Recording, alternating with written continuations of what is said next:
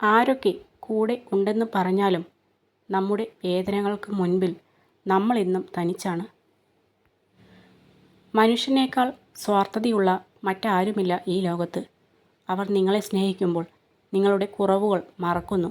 അവർ നിങ്ങളെ വെറുക്കുമ്പോൾ നിങ്ങളുടെ നല്ല ഗുണങ്ങൾ മറക്കുന്നു. എല്ലാം വെട്ടിത്തുറന്ന് പറയുകയും എല്ലാവരുമായും പങ്കുവെക്കുകയും ചെയ്യരുത്. നിങ്ങളുടെ ജീവിതത്തിൽ രഹസ്യമായി സൂക്ഷിക്കേണ്ട പല കാര്യങ്ങളുമുണ്ട്. ചേർത്തു പിടിക്കാൻ കൈകൾ തന്നെ വേണമെന്നില്ല. സ്നേഹത്തോടെ പറയുന്ന ഓരോ വാക്കും ഓരോ ചേർത്തുപിടിക്കലുകളാണ്. അവസരങ്ങൾ നിങ്ങൾക്ക് മുന്നിൽ മുട്ടുന്നില്ല. നിങ്ങൾ വാതിലുകൾ കണ്ടെത്തി തുറക്കുമ്പോഴാണ് അവസരങ്ങൾ പ്രത്യക്ഷപ്പെടുന്നത്. ലക്ഷ്യമില്ലാതെ തൊടുക്കുന്ന അമ്പ് പോലെയാണ് ചിന്തിക്കാതെ പറയുന്ന വാക്കുകൾ. ആയുധം കൊണ്ട് മുറിയുന്നത് ശരീരമാണെങ്കിൽ വാക്കുകൾ കൊണ്ട് കീറി മുറിയുന്നത് മനസ്സായിരിക്കും. നമുക്ക് വേണ്ടി മറ്റൊരാൾ കണ്ടെത്തുന്ന സമയമാണ് നമുക്ക് അയാൾ കൽപ്പിക്കുന്ന മൂല്യം. നമ്മുടെ പുരോഗതിയെ മറ്റുള്ളവരുമായി താരതമ്യം ചെയ്യരുത്. നമുക്കെല്ലാവർക്കും സ്വന്തം ദൂരം സഞ്ചരിക്കാൻ സ്വന്തം സമയം ആവശ്യമാണ്. വേദനിപ്പിച്ചവരോട് പ്രതികാരം ചെയ്യുന്നതിനേക്കാൾ നല്ലത് വേദനിപ്പിച്ചവരെ അവഗണിക്കുക എന്നതാണ് കൂടുതൽ ഉത്തമം. നിങ്ങൾ എല്ലാവരെയും സന്തോഷിപ്പിക്കാൻ തുനിഞ്ഞാൽ പലപ്പോഴും നിങ്ങൾക്ക് ഒറ്റപ്പെടൽ അനുഭവിക്കേണ്ടി വരും. ചിന്തയ്ക്കും പ്രവൃത്തിക്കും ഇടയിലുള്ള സമയമാണ് മടി. ആ സമയത്തിൻ്റെ ദൈർഘ്യമാണ് നിങ്ങളുടെ ഭാവി നിശ്ചയിക്കുന്നത്.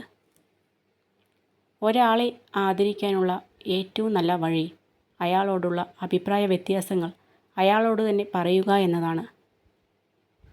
വെളിച്ചം പകരാൻ നമ്മളെക്കൊണ്ടായില്ലെങ്കിലും നമ്മൾ കാരണം ആരുടെയും ജീവിതം ഇരുട്ടിലാവരുത്. നല്ല കാര്യങ്ങളെക്കുറിച്ച് കൂടുതൽ സംസാരിക്കുകയും പ്രശ്നങ്ങളെക്കുറിച്ച് വളരെ ചുരുക്കി മാത്രം സംസാരിക്കുകയും ചെയ്യുക. അതിൽ സമാധാനമുണ്ടാകും.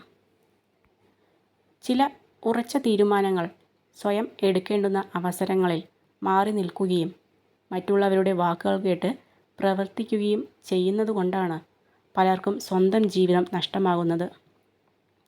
ചിന്തിക്കാതെ പ്രവർത്തിക്കുക, പ്രവർത്തിക്കാതെ ചിന്തിച്ചു മാത്രം ഇരിക്കുക.